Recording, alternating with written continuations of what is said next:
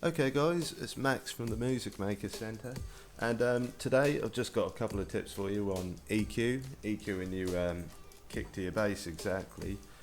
And there's two ways I'm going to show you. One is EQ and one is sidechain EQ.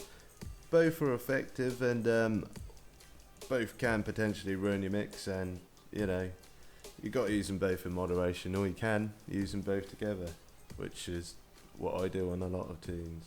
So I'm just going to show you how to EQ basically, and cut a space in your bass, for your kick to come through.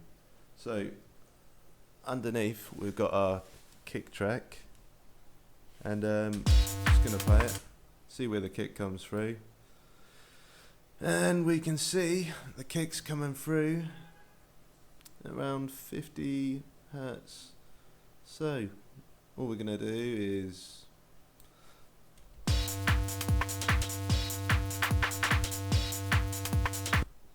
EQ that out, doesn't have to be out, put it on the bass, let's turn the Q up a bit, try and match it to how the kick did look, and there we go, the kick's coming through clearly, so's the bass. Right, I just got another trick. This one's a little bit more complicated, but it's going to get us to the same place. This may sound a little bit different. Basically, I'll put a link in the description for this. It's a quad multiband, where it just splits into 4 bands. The high, mid, high, low, and you know the stuff anyway. Right. So what we're going to do, let's get out of there, and we're just going to drop that on there. We'll open up the bands, and on the lowest band, that's probably where the kick's going to come through. Well, it will be. It's 50 hertz. So open up the side chain, link that to the kick, which is 2. And all we're going to do is, I'll switch it onto here so you can see exactly what is happening. We're going to pull down the threshold. That is going to make the dips, but we've got round dips, it's not what we want. So I'm just going to use an EQ basically. And what's going to happen is